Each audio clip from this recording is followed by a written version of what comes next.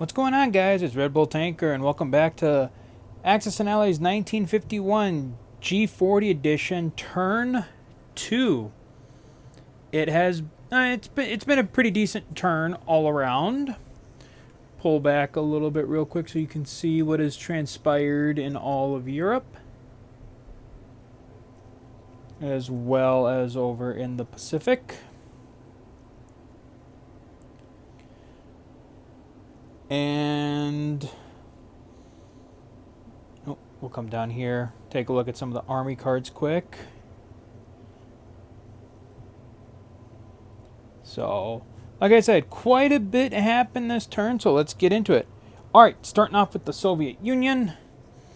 Let's see here. The Soviet Union, they had 71 to spend. They spent 2.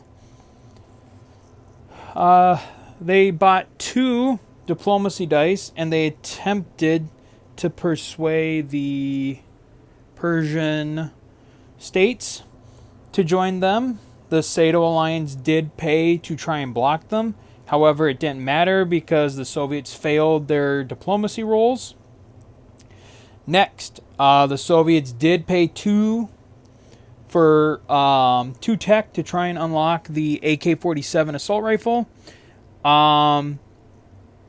That was a failure. And then they bought a miner that they put in Germany. They bought 2 mechs and a tank for Poland. They put a jet in Amur. Bought 2 mechs and 1 Katusha for Romania. And then they put an infantry in Moscow as well. Combat this turn.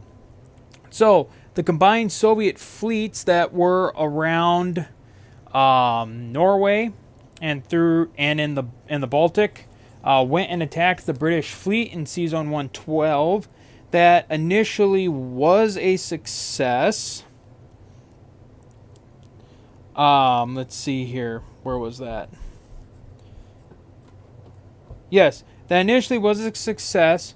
However, when the Baltic fleet went through the Danish Straits, they did encounter a rule that we call forcing the straits that comes from Global War 36. And so because Denmark was under NATO control, NATO got to roll against every ship that went through the straits minus submarines, and they were able to destroy 1 destroyer, but the rest got through. However, again, the Soviets had initial success. They damaged the British battleship and carrier and sank a NATO destroyer, though they did lose 3 subs. The British then retreated their ships to Sea Zone 111. All the rolls for those retreats failed. And same with them retreating a fighter into Norway. That roll also failed. One thing I missed, the Soviets took 2 subs off of Canada to hit a U.S. destroyer and transport that was off the East Coast. That was a success. The destroyer and transport were killed, but the Soviets did lose a sub in the exchange. Next, the combined powers of the German forces in Germany with tanks in Poland and aircraft went into West Germany. That is what remains of the Russian army that went in.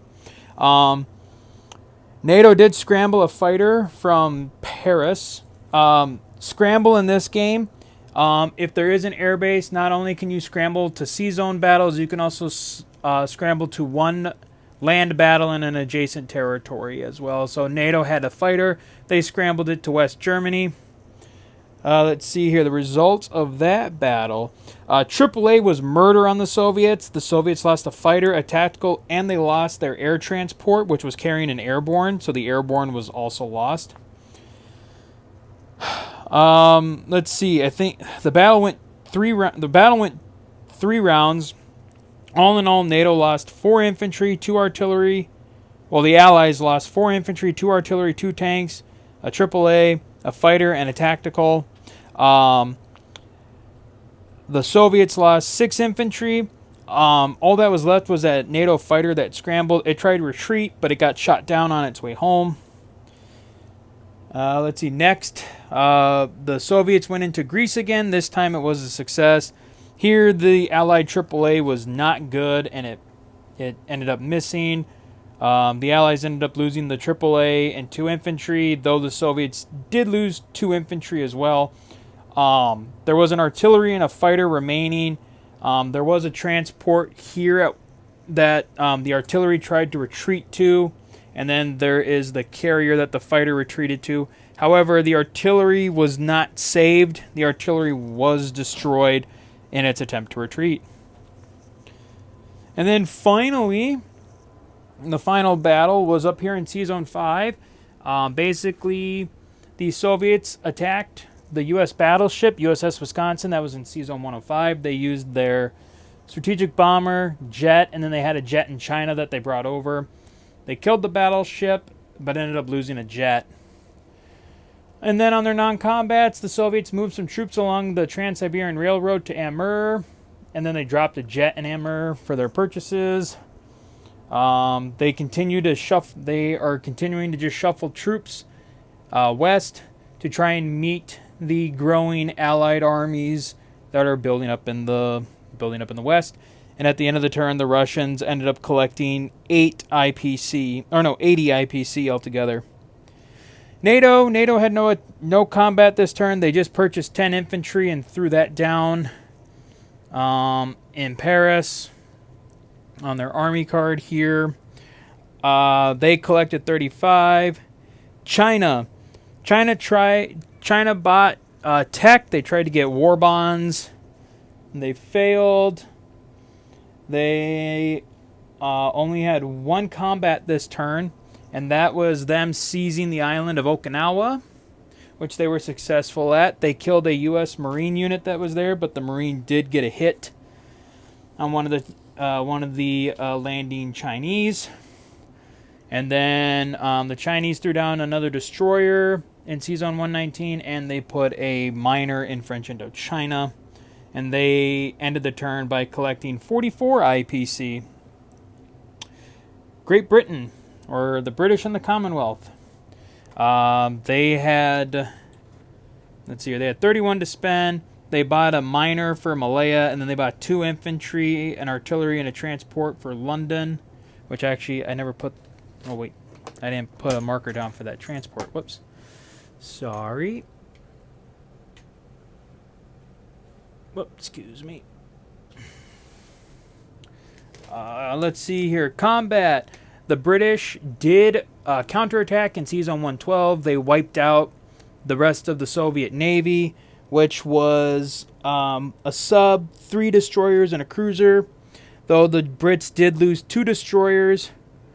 And then... or 2 destroyers.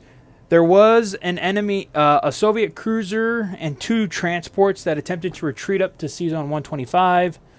However, 1 cruiser and 1 transport did not make it, and then a transport originally did make it to 125. And then for Britain's last attack, they took their strategic bomber from London. They did attempt to hit the Soviet factory here in Germany, but it was shot down by AAA. Other than that, I mean, the Brits... And then on the non-combat, the Brits threw reinforcements here into Holland, Belgium. Put some forces in Holland, Belgium. Put some forces into Paris to help them out there. They're starting to move some forces to the Pacific. And just kind of trying to hold... And then just trying to hold steady in Africa in the event that... at the beginning of turn 3 to see if whether or not the Arab League joins. We'll have to wait and see what happens there. Alright, so then at the end of the turn, Britain collected 36, but that sub off of Canada was able to get them for 3 IPC. So Britain ended up collecting 33 at the end. Sato had 35. They attempted heavy transports and failed, which actually, if I remember correctly, Britain also tried for heavy transports and they failed. Then Sato did try for diplomacy in the Shan state. However, they failed. They rolled a 1, which means they actually offended the government of the Shan state, which is actually Burma. This is actually supposed to be, I know in the 50s, this became East Pakistan, and this became Burma. Well, the Australians offended the Burmese government, and now for next turn, the Russians or the Chinese, or both, can attempt to persuade the Shan state to come over to them on a 5 or 6 instead of just a 6. Other than that, there was no combat for Sado. They just dropped 3 tanks in Siam. They brought some reinforcements into Siam, and then they put a miner on Borneo, which in this game you can build miner factories on islands, and that is to represent the advancements in construction, just like with the landing in newly occupied territories. This is to show that there have been advancements in construction since World War II. So only miners can be built on islands, and that also includes Japan. Japan cannot ever be upgraded to a major, even though it is worth 8 IPC. Okay, at the end of the turn, Sado collected 40, so they got lucky on that one. All right, the United States. The United States had 76 IPC. They did do diplomacy for Yugoslavia, and they were able to get it. The U.S. scientists going 2 for 2. They worked with the Springfield Rifle Company to create a new semi-automatic / automatic rifle designated the M14. And so for the M14, the EM2, and the AK-47, that'll allow you to re-roll any infantry dice that miss 1 time. So you get an extra roll on your infantry if you miss. So again, U.S. scientists making a name for themselves by continuing to have successful breakthroughs. And then finally, let's see here. That was pretty much it. I mean, they bought an artillery, 2 tanks, 2 destroyers, and 2 transports for the eastern United States. They put a miner and a destroyer in Japan.